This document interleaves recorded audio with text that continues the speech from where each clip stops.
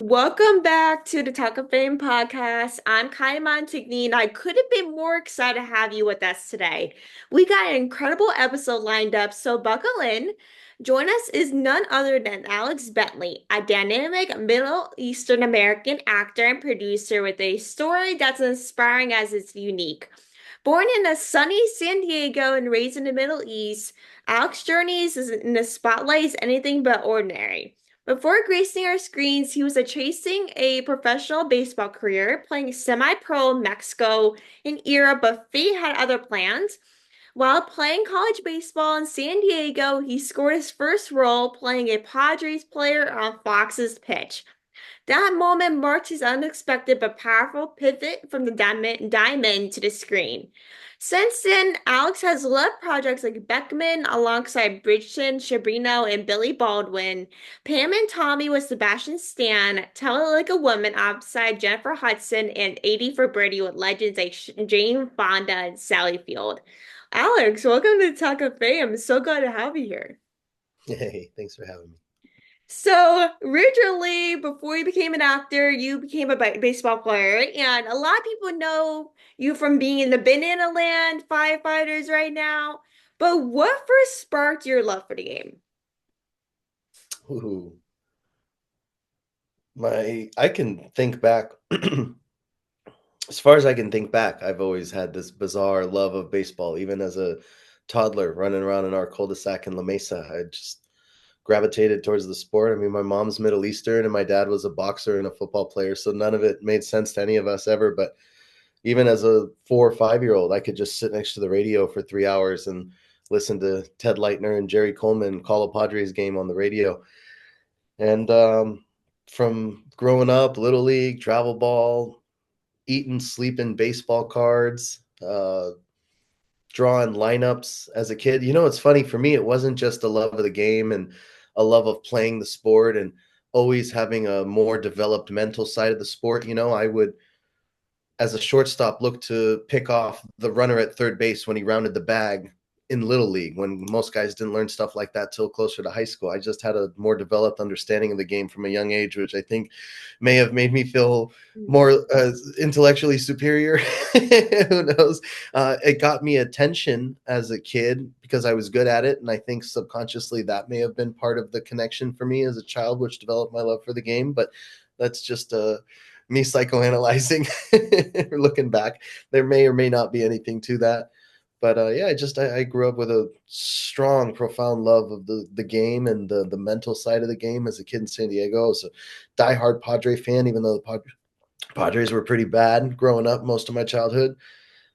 That's a fun question to reflect on. But ever since I was a little kid, I knew I wanted to play ball in front of thousands of people and make movies about baseball. And kind of funny, that's what I'm doing all Oh these my years later. God. Like the fact that you knew all of that before you entered high school is insane because me and my brother played baseball growing up. He's still playing. I quit when I was like 10 years old. But we were both growing up, we didn't even learn that stuff until about maybe eighth grade, early high school. Like we didn't even learn that. I mean, we grew up with a lot of baseball growing up, basically living at a baseball field. But we didn't learn that unless like we're just sitting on in front of the TV and just watching maybe a Phillies game or something, wherever it's on TV. But how do you feel about the Padres this year, though? I have to ask now, since you're a diehard Padres fan. How do you feel about them this year or this I past? I was at NLDS Game 3 against the Dodgers. My good friend Fernando Tatis Jr. promptly launched a 0-2 ball over the left field second deck moments after I looked to my father and predicted it in a 6-run third inning. It was electric. Petco Park was screaming, bumping. I could feel the vibrations of the stadium coming through my feet. And then the Padres forgot how to hit for the next 2.5 games. So it was one of the most exciting seasons they've ever had as a fan. It was like every night was a blast to just sit down, have some dinner, watch the recap of the game in 30 minutes or 20 minutes, if not the whole game. It became something to look forward to. They were a fun group, good manager. All the issues from last year's superstar team with Soto seemed to be gone. They were a clutch team, a team that you knew was going to rally late. an exciting team, a fun team to watch, a badass team despite injuries. No matter what, they were just constantly winning 2 out of 3, 3 out of 4, no matter who they played. And so it felt like it was the year. And if you ask a lot of us, my fellow San Diegans and diehard Padre fans that have been through it, believe me, we're a loyal fan base, but we've been through it. Um, it definitely felt like the year. 2022, they got close, but it never really felt like it. 2023, from opening day, it never felt right, and they never quite gelled. And even with the superstar roster, it's just it wasn't it. But this year, it felt like the year to everyone. And ever since we got Tatis and we knew we had the number one prospect in the game, and then he came to the league and became what he became, there's kind of just been this ring in the air where it's like, we got a window. San Diego has a window to win the whole thing. And it felt like this was like that main year. Dodgers were hurt, banged up. Yankees weren't the strongest. Astros weren't the strongest. The Braves were banged up. The Phillies fell apart late. The Mets weren't really an intimidating opponent. Like this was the year for San Diego to cruise to the World Series. Mm. I was more worried about Cleveland getting there and beating them than the Yankees. And it would have been so poetic, knock off the Dodgers and then go get revenge against the Yankees, who beat the Padres, who swept the Padres last time the Padres made it to the World Series in '98. Mm. So it had all the makings to be a really fascinating, full circle October for San Diego and Padre fans, but not to be. So how do I feel about it? Everything I just said, all that great stuff, but at the end of the day, this group went 27 innings, something like that, without scoring in the most important time of the year. They had LA, they had their hands around their throats. They just couldn't finish the job. So kind of sad, especially the way it happened, but they got a lot to be excited about, a lot of young talent. They got a lot of stars locked in on long-term contracts. Some of them are pretty team friendly. So I do think the Padres will win a World Series in the 2020s in this decade, sometime in the next 5 years. But this was one of those years that made me say, man, I'm not going to a game again until they're at least this far in the playoffs again. Like, I don't even want to go to a game next year. I'm so upset. On that note, I will be going to 3 games just because my father and I have 3 stadiums left, and then we've seen all 30 MLB stadiums together. It was a cool Jealous. father-son baseball thing. So we got 3 Padre games we'll have to endure. But no, I love them. I got a Padres tattoo right here. I've been a high baseball IQ, long-term loyal fan for years and years and years now, and I still remember games at Qualcomm Stadium in Mission Valley and the Tony Gwynn, Ricky Henderson, Ryan Klesko era, then the Jake Peavy and Khalil Green era. Yeah, I'm a diehard Padre fan, but this was rough. So thanks for bringing that back up. So this It might wasn't part of the script. hurt this might hurt you a little bit, but as a diehard Dodger fan, it was honestly great to see. So Thanks. I've been a Dodger fan for years, but watching that series was like surprising, but also like not expected. Because I thought it was going to be like a game 7 type of situation. Because the Yankees and the Padres were probably the biggest like series they were gonna play, and what I was nervous for the most was the Yankees and the Padres. And when they kind of like won odd games, only one Padres only won one like 1 or 2 games, I'm just like the Padres are one of the best teams in baseball. The Dodgers pitching is not the best. Everyone's hurt right now. And like I didn't expect to be that close at all. Like as much as I love the diehard Dodgers and a diehard fan, I didn't expect it to be the way it did like during that series as it went. Like as much as I hate the Padres, I thought they were gonna go to World Series more than the Dodgers were this year. Yeah, I think a lot of people did. I think the first 3 games of the series was what everyone was expecting. And then, in a very bizarre way, the Padres just completely choked and literally forgot how to hit the last 2 games. And that's why it's hard for me to be all that excited and optimistic. Is like, okay, let's say you level up and go sign, a Christian Walker or whatever. You bring in one more big bat, and the lineup gets even better, and you go back to the playoffs.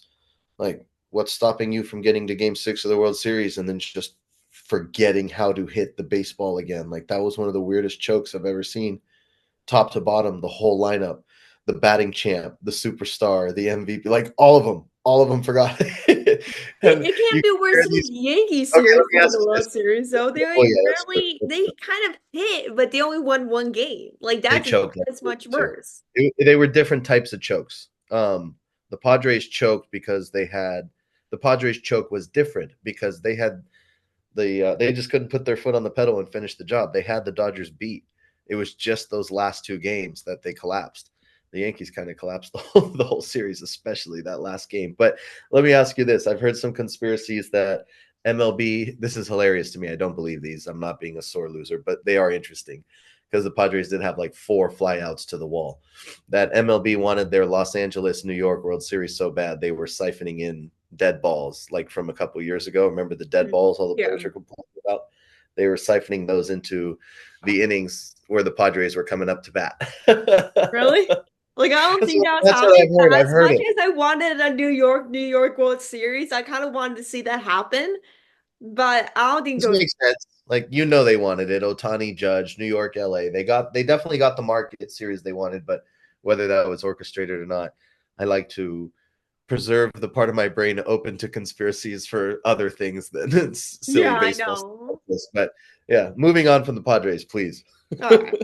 All right, before we get a little deep dive and angry with this whole World Series thing. So, for On Deck, that is a new thing that you're working on. So, what inspired you to create this project and what can we expect from it? Cool, good question. On Deck is a TV series now turned feature film. It's a movie. We've transitioned it from a TV show to a film, um, based on. Well, it's an interesting question, but to summarize it for this audience, On Deck is a film, a baseball themed film, kind of similar to the genre of Entourage or Ballers, about a trio of players collision course to fulfilling their dreams and making it to the major leagues. Some make it, some don't. But just like in real life, the journey is the destination, and a big part of what the main character figures out and goes through is something that I believe most athletes can relate to, which is who am I without this sport? All of us get done playing at a certain point in our life and career, and that playing, that preparing, that training, it's all part of our identity. And not having that sense of purpose once you're done playing can make you feel lost or sad. And the way we need to find ourselves in life when that happened, this character needs to find himself with and without the sport. And all of us have a sport, a love, a passion, and all of us need to say goodbye at some point. And that's kind of what On Deck is about. It's about healing through baseball more so than it is about baseball. But having that said, it's very fun, flashy, gritty show. It highlights the grind and the sacrifices that a lot of these minor leaguers make. A lot of people see Mookie Betts and Shohei and Fernando Tatis and the stars and the bling and the limos and the dreads and the jewelry and the red carpets and the $1 million contracts. But most people don't see the 99% of the minor leaguers playing for $1,200 a month, driving an Uber and working on barns and as bartenders and stuff like that on the side. And we don't dive too much into that, but we dive into the hustle and the journey and the sacrifices and the grind and the grit and the authenticity of that life and that lifestyle and what some guys got to do to survive. And that's what the show's about Oh my at its. gosh. I checked out a little bit of the series and it was really amazing. I worked for minor league baseball a little bit last year. Not a lot of minor leaguers make a lot of money as major leaguers. I think that's widely known throughout the baseball world is they don't make as much money as major leaguers, depending you because a lot of minor leaguers go up and down between the major leagues and minors. So even if they go up and down, they're still barely making any money per month or per week. And Mhm. with that, a lot of like you said, a lot of minor leaguers are probably have like a side job during the off season or away games or home games, so they can make an extra buck to make a living, even though they make probably a couple $1,000s each month for baseball. It's really time consuming too. I don't think most guys can make a part-time job during the season work, but maybe. I mean, you're there, you're working, you see it. But yeah, all these guys are working in the off season, and that's what part of this is. There's a tech element to the show that's borderline sci-fi and futuristic. There is a black market element. I keep calling it a show. It's now a film. The producing team and I, we've transitioned this to a film. It seems like there's more potency in the market right now to still have the creative and financial control to create a film and sell it, whereas a TV show requires a studio to be involved with a major financial commitment before you even get started. We have enough tools and enough resources to make this on our own, so that's what we're going to do. Like, so I saw something. I want your opinion on it. So was Fernando Tatis in this, like in a Yeah. short film, Mhm. or My boy. When this was an episodic thing, he was in 3 episodes. Um, Now I guess he's just in the movie, but yeah, he plays himself. There's a scene where the player's kind of down and out and needs a inspirational talking to, and it's also a business meeting on a different front on the on one of the subplots of the story.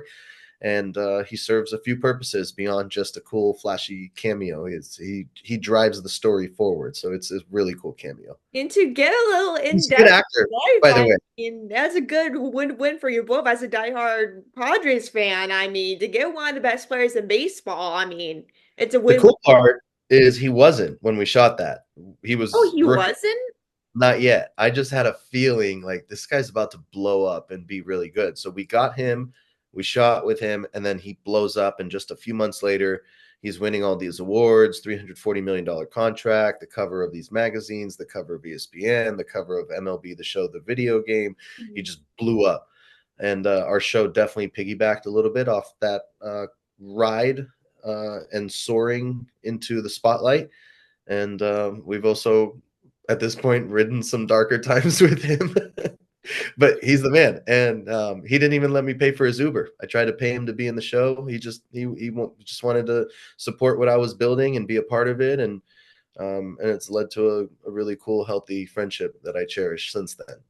He is really down to earth guy. As much as Very I mellow. like the People Padres, shut up. and I hate to admit it, like he's someone that I do respect as much as I don't like the Padres.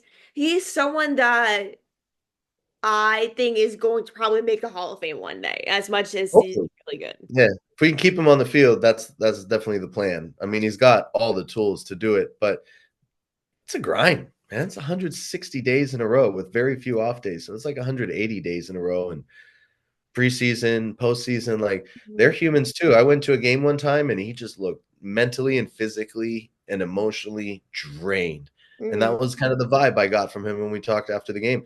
So even when you're making millions of dollars playing on the nicest fields, it's like some days you just want to be at home with your dog or on the couch with a movie. It's human, but yeah, it's still a pretty cool job to have. And to be privy to some of the insider stuff has been both cool for the inner child and fan within me, as well as someone creating what I want to be very authentic content about that stuff. So No, exactly. on deck's been a really cool ride, and I don't know where it's going to come out quite yet. We're going to shoot it, we're going to sell it.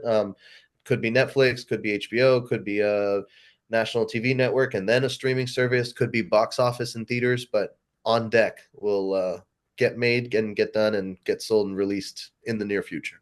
Awesome. So going to a little bit of on deck. So how does on deck kind of blend your love for baseball with passion for storytelling? I know you kind of dived into this a bit ago, but how does kind of blend both of baseball and storytelling for you? There's definitely elements of my life that I took both happy and glorious and painful and depressing and messy, and um, there's also elements from other guys' stories that I've played with or heard about or seen or read about or experienced or picked up from TV broadcasts of the ball games along the way. Some of these announcers, shout out to Mark Grant, Mudcat, Don, San Diego, that tell amazing stories that you pick up stuff from. But just a life in and around baseball, being a observant high baseball IQ guy, there's all kinds of elements here. But I would say the most important thing on that theme is just honoring and respecting the game and telling these stories in an authentic way. I worked on several baseball films, shows, commercials, and something that drives me crazy. It's driven me crazy since I was a kid watching Air Bud is the silly mistakes that Hollywood makes when it comes to baseball. It's so often incorrect. And it could be something as small as the scoreboard saying that a guy has more home runs than he has RBIs on the season, but just small, stupid little mistakes like that suck the baseball player out of it, and it kind of snaps that suspense of disbelief. And there's millions of baseball fans, moms, girlfriends, coaches, players, brothers. There's just millions of baseball people in the country. It's a huge target audience. Hmm. And when you kind of snap them out of it, they kind of get sucked out of what they're watching. And it could be something that small that destroys that sense of belief for a fan or a viewer. And to be very specific and diligent with everything we do, with the show being very baseball accurate and authentic, I think is a huge factor here. And if you just forget about general population and millions of those people, if you just take care of the few million baseball fans in the country and they watch your project and Hmm. you do right by them, word of mouth will self-market this. Other people will go watch it, because there's a good story at the core of it. As long as that's good, you'll probably have the general population audience as long as this is marketed right. But those few million baseball people, there's no reason all of them wouldn't want to watch this if you do a good job creating it. I know. Well, That's everyone the main target audience. wants to watch something that is based off a true story and to learn. That's what I found is more popular in the baseball world. Is that whenever there's a situation, maybe a team winning the World Series or a documentary about a baseball player won all-time grades or something, everyone wants to watch that, and everyone, especially People are with hungry for baseball content. You're right. like everyone just wants baseball content, like base in true baseball content. I agree. So That's part of before it. I mean, we I kind of made this because I wanted to watch it. It was, what do Mhm. I want to watch? What I want to watch doesn't quite exist. All right, so let's go make it. I'm a Pisces. I'm a Let's dreamer. make something If I that I knew, would actually watch and see more of. that was the goal. Yeah. So before we wrap up, so I wanted to dive into the Savannah Bananas. So a lot of people know you from being now with the Firefighters, but in the whole Savannah Banana type of league. So what's your favorite memory from your time with them so far? I would say my favorite memory with them was it's hard to just pick one. There are a few that come to mind, but overall the best parts of it were the bus rides. I loved the long road trips along the East Coast with the boys and the fans, just the fans in general. I love certain parts of it. It's fun.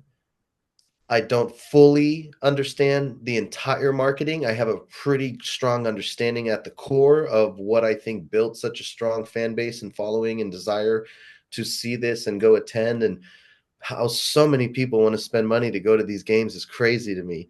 It I will be that person actually. I'm actually one of those people. I've never So been I to would a game, at but the end of I this, will be that yeah, person that spend that money. I would love to turn around and then ask you what about it makes you want to go to that. But for me, it's the road trips and the bus rides with the boys and the overall fan experience. Those sold out stadiums, nothing can beat that. And just engaging with them before, during, and after the games, on the freeways, on the bus rides, when we stop at Bucky's or wherever along the coast, or the gas stations, just anywhere you go, stopping to sign pictures and autographs. So thank you to any fan who asked for my autograph at any point. That was a childhood dream and experience that I got to kind of fulfill and live out in a way. And Banana Ball gives you a small, very small, keep it within reality. Some of those guys actually think, hey, we're famous. No, chill. But it gives you a very small taste of fame, a very, Hmm. very small dose of it. And for someone who works in Hollywood, where a lot of people kind of just assume everyone's looking for fame, um, no, thank you. Like, I had my dose, never again. I'm good. I'm big on privacy, anonymity. Not everyone needs to know what I had for lunch every day. Like, I certain don't parts of blame you. I'm social the same media exact way.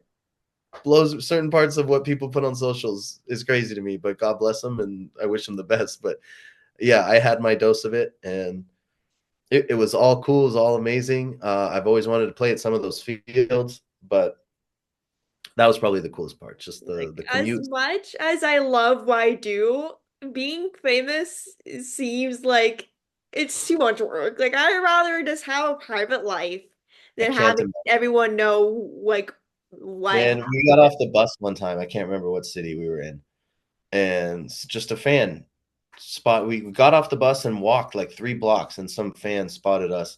None of us were even wearing our banana ball gear. and they posted us on their story and tagged us. And I think one of the guys had a beer in his hand or something, but you couldn't tell. The photo was blurry, but we were thinking, man, that is crazy. This dude can't even get off a 9-hour bus ride and just have a beer with his lunch without getting up on the internet. Or just And I go was out and telling just him, walk or do something while that was it. We went on a walk to go grab a bite and stuff. So imagine that, but imagine actually being famous. Like imagine you being Johnny know. Depp or something like that, where you can't even to Travis Kelsey and Taylor Swift right now. You can't even go in public, like You know, it's a without hundred times worse than like you think. I mean, to follow you everywhere you go would just drive me insane. Like to have like a moment of private you would can't be, even be in disguise. Like I have no fame and I still wear sunglasses, hat, and a hoodie half the time I go to the theater just to feel like I'm hermetically sealed in like this little human submarine because it just feels nice to be solo, but to have that kind of attention on you, can't imagine. Not for you me. know, it's But just that's kind of what it was like during the it's a lot season. of pressure. You go anywhere in Savannah and people know who you guys are. Like you go to the gym, you go to grab a bite to eat. So just kind of got to be smart, be careful, try to be a role model all the time. But these are very, very small. I was going to say small problems to have. I don't even consider them a problem. They were just elements of it, parts of it that come to mind now that you asked me that. But Yeah, now we're it could be much now we're worse. rambling. Let's To say that circle it back, could be much worse. the fans and the bus rides, those were the coolest parts. Yeah. But truthfully, those are kind of the coolest parts of every season. You have certain brotherhoods and connections you make with guys on the team every year, and certain gameplay memories come to mind. I mean, in Banana Ball, I think in-game memories will probably come to mind less just because you're not quite playing for a title or a championship. It's more so to entertain. So Hmm. whether you win or lose doesn't really matter. Um, but they're trying to fix that. We'll see how that goes. But Let's see next season. You know, who knows what's gonna happen with all that. Hopefully next year I'll catch a game, hopefully in Philadelphia or Allentown or something. Hopefully I'll catch you in one of these games. hopefully But you have a blast. it definitely will. It will. But thank you so much, Alex, for joining us today. I know we've been trying to do this for such a long time, but I'm so glad we were able to do this. I really appreciate you coming on and taking time out of your busy schedule to join us. It was so lovely to chat with you and learn a lot about what you do. So it means so much. Same, back at you. So, last question to wrap it up. What makes you, as a fan who likes baseball and enjoys going to MLB games as well, want to go to a Banana Ball game? Is it what you see on the TikToks? Is it just the overall like clout and excitement towards the energy of this entity and event? Is it just some of the hot players? Like, what is it specifically for you that makes you want to go, or is it just kind of all of the above? So it's kind of all of above. Is I'm like I grew up in a baseball family, so going to a baseball game will actually be nice and see actual like a live sporting thing. But to actually kind of feel that energy, like as much as I hear people talk about going to games, I know a bunch of people that went to a Bananas game, Firefighters game, or whatever, and they said it was just an amazing experience to see kind of what's happening, kind of the entertainment they bring, the dances everyone does. And to see an actual game, as much as I love going to sporting events, especially baseball, it was great to see a new perspective on it, if that makes sense. For sure. Yeah. So Have you heard of cosmic baseball, the glow in the dark?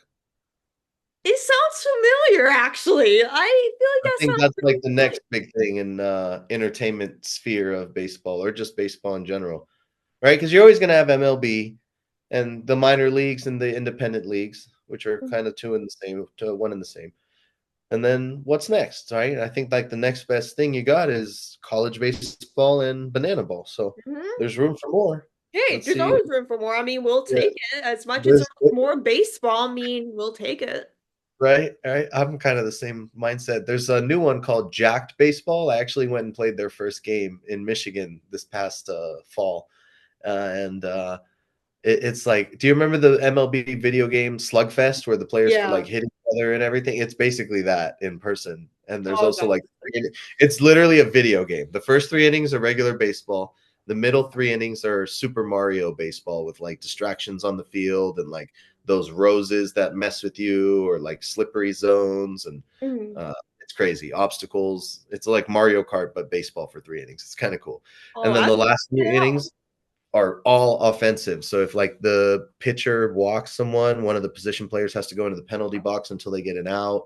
The balls are juiced, the bats are corked. It's like they just want as much offense as possible. So the game I played in was like 23-22 was the final Oh my score. God. I have to check that out. I never heard of it. That seems so interesting. And they had a lot of the stuff the Bananas had, like the pitcher on stilts, um, all kinds of like entertainment elements, dancing, home run derby, all kinds of stuff.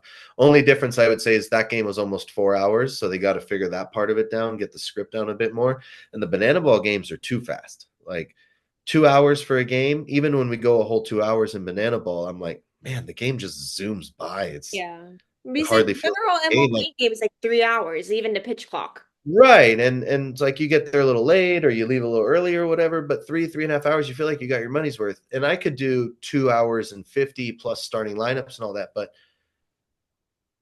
the banana ball games are like an hour and 40 minutes. And I'm thinking, okay, Wait, yeah, we do put that on like, short? yeah, we played in a game this past year that was an hour 29. And they Oh, were like happy. It was something that got celebrated. They're trying to play quicker games. And I guess when you entertain the fans for like 30 to 60 minutes in a post-game party plaza, and then you also have a solid hour of entertainment pregame, 45 minutes at least, with some big intros and all that, I guess it feels like enough of a grand show that you're there for a solid 3 hours. But